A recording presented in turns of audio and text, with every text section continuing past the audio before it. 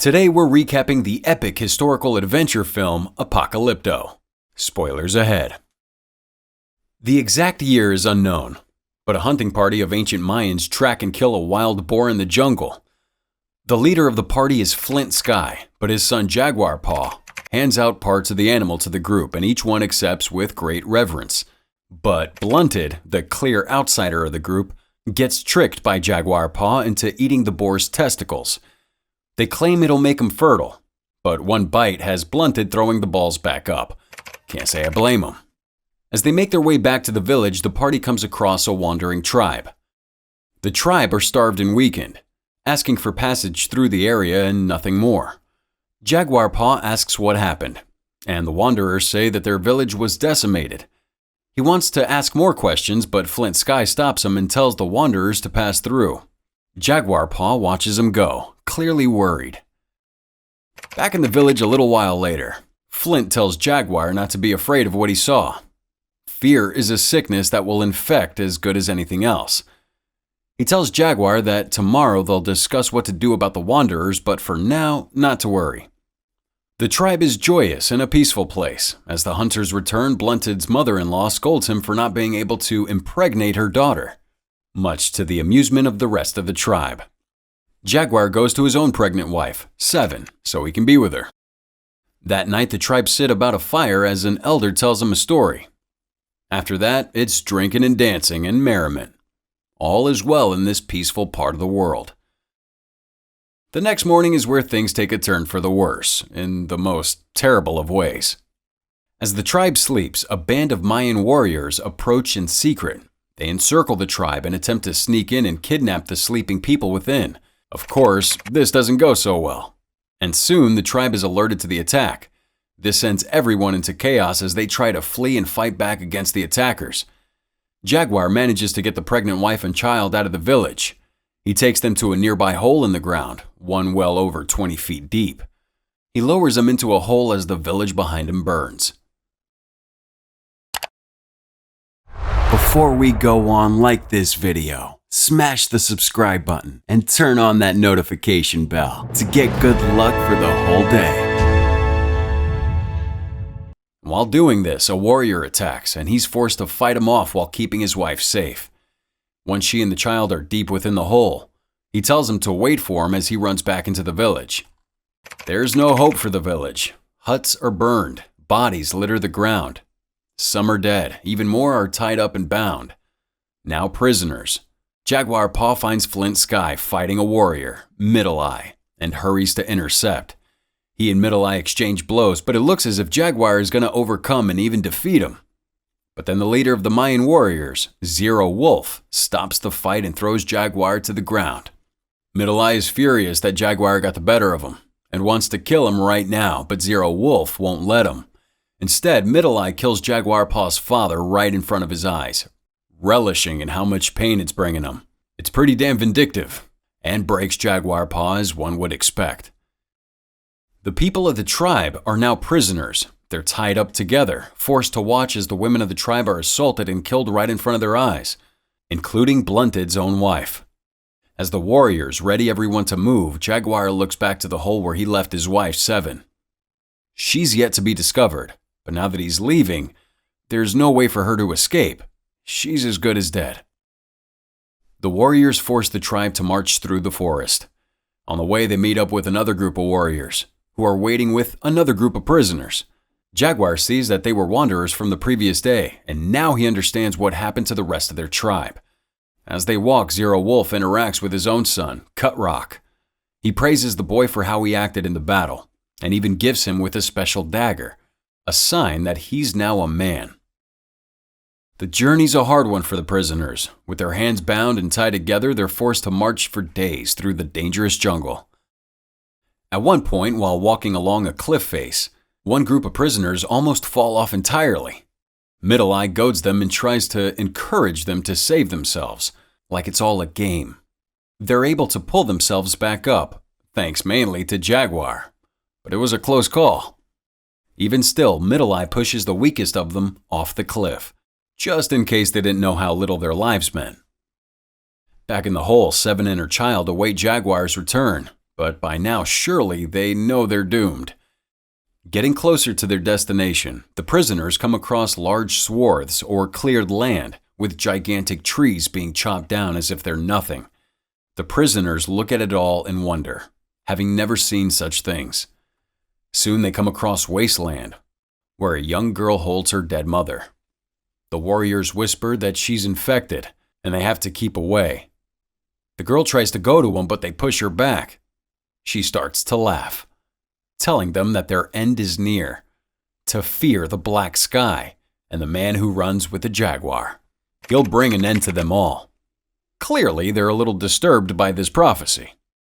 They reach the Mayan city, and it's unlike anything the prisoners have ever seen before. The buildings alone shock them, huge erections bigger than any hut. But the people too, thousands of them, crowding the streets and hard at work.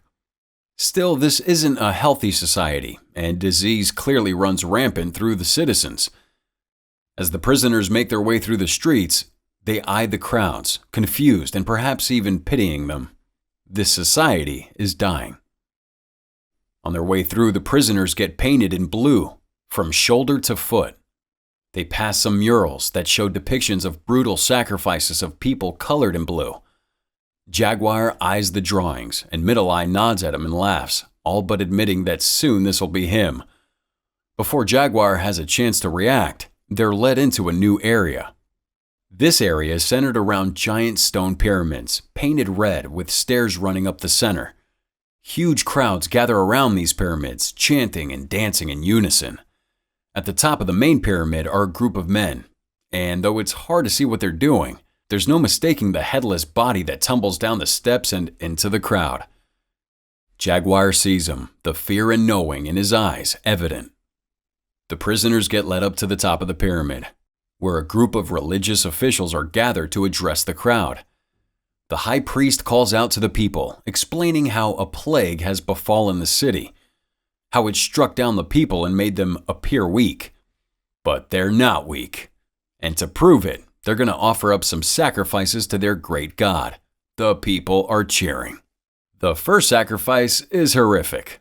They drag one of the prisoners onto the podium, lie him out flat, and then cut him open while he's alive. They tear his insides out and offer them to their god as a sacrifice before beheading the victim. They do this twice as Jaguar, Blunted, and the others watch on in fear, knowing that they're next. And what's even worse, there's nothing they can do about it. When it's Jaguar's turn to be sacrificed, it looks as if it's over for him. He doesn't want to die, thinking that his time isn't done yet. And indeed, just before the knife plunges in, a solar eclipse occurs, which has the Mayan civilization freaking out over what it means. The high priest claims that it's a sign from their god, that he's satisfied with their sacrifices and has blessed them.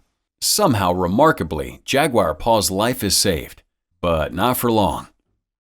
The remaining prisoners are taken to the outskirts of the city, onto a long open field.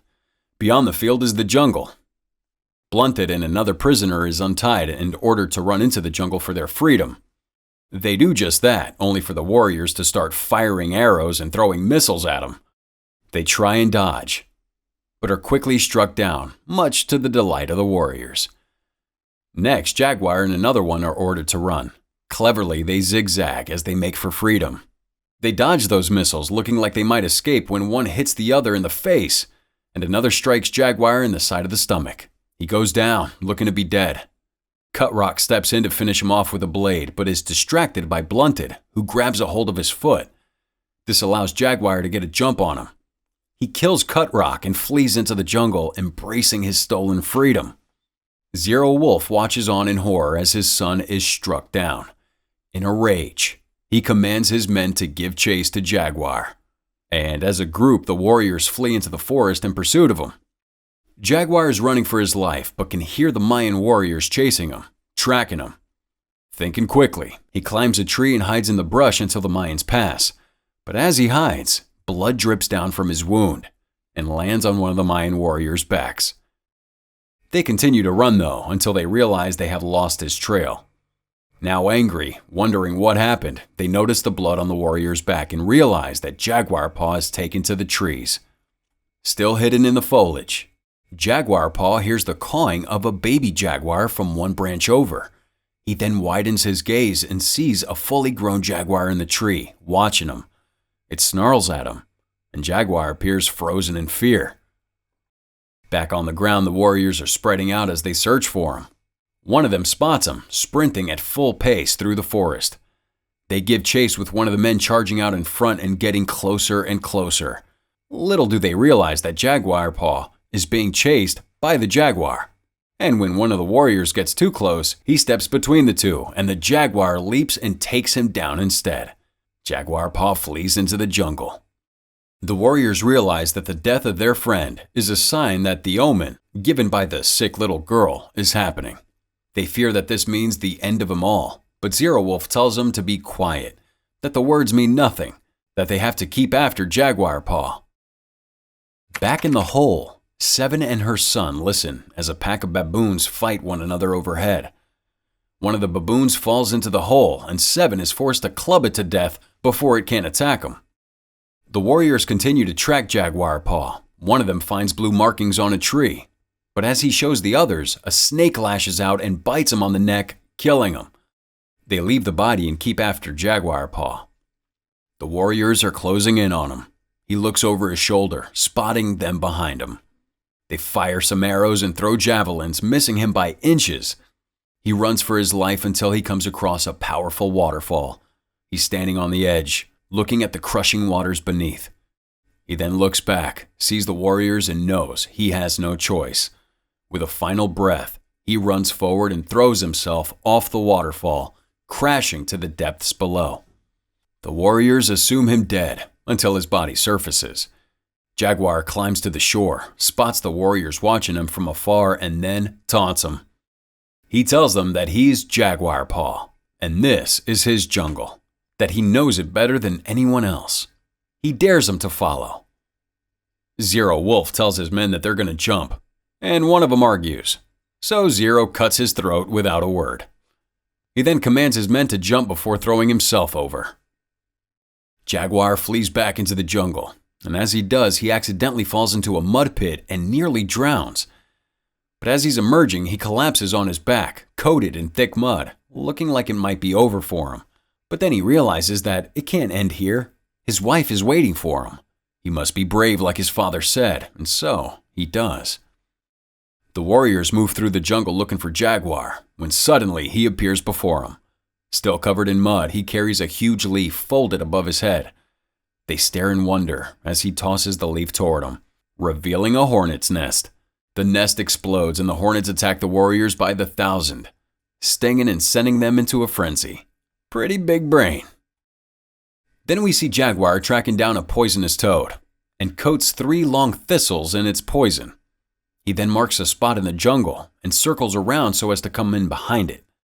When the warriors find this marking, Jaguar shoots the thistles into one of the warriors' bodies, killing them on the spot. This is becoming very Home Alone, and I'm here for it. Middle Eye sees the dead body and goes back for it. At the same time, Jaguar appears in the opening across from Middle Eye. They stare at each other and then charge.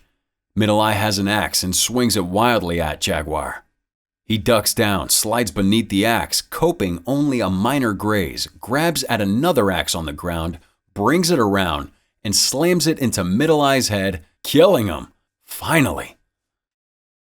Back in the hole, Seven tries to use a vine and a stick to create a grapple that she and her son can climb out of the hole with. She makes it halfway up before the stick snaps and she crashes back down. Only it starts to rain. The rain is torrential, and the way it's flowing has it all being directed into the hole. As the hole quickly starts to fill about their feet, Seven goes into labor, as if things weren't bad enough. Jaguar Paw's running through the forest, pursued now by Zero Wolf. He hears him coming, turns around, and Zero shoots an arrow right into his chest, dropping him. Jaguar gets back to his feet and goads Zero Wolf to charge. He does, only for a trap to suddenly spring up and spear Zero right through the chest, the same trap that was used to hunt the boar earlier. He did warn him that it was his forest. Seven is close to death. As the hole fills about her, she's forced to stand on a rock to keep her head above the water. And as she's doing this, she's also giving birth, and we see the baby being born into the depths of the water. Jaguar Paw breaches the jungle and stumbles upon the ocean. The remaining two warriors are in close pursuit, coming in behind when they all freeze, shocked to their core as they look beyond the waves and out to sea. There, they see large conquistador ships anchored with smaller boats coming into the land on the beach. The conquistadors are on these small boats, dressed in strange clothing. They haven't seen this before.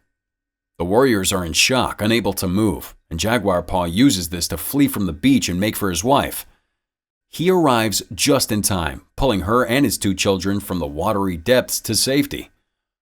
Later, Jaguar Paw and Seven skirt the edges of the jungle. They can see the ships on the horizon, and she asks if they can go to them. Jaguar Paw says no. They should go to the jungle to seek a new beginning. He is Jaguar Paw, and the jungle is his home. This was a recap of the film Apocalypto, produced by Touchstone Pictures and released in 2006. Directed by Mel Gibson, it stars Rudy Youngblood as Jaguar Paw. This is undoubtedly a powerful film. Which part of Jaguar's journey stuck with you the most? Tell us with the hashtag CinemaRecap in the comments.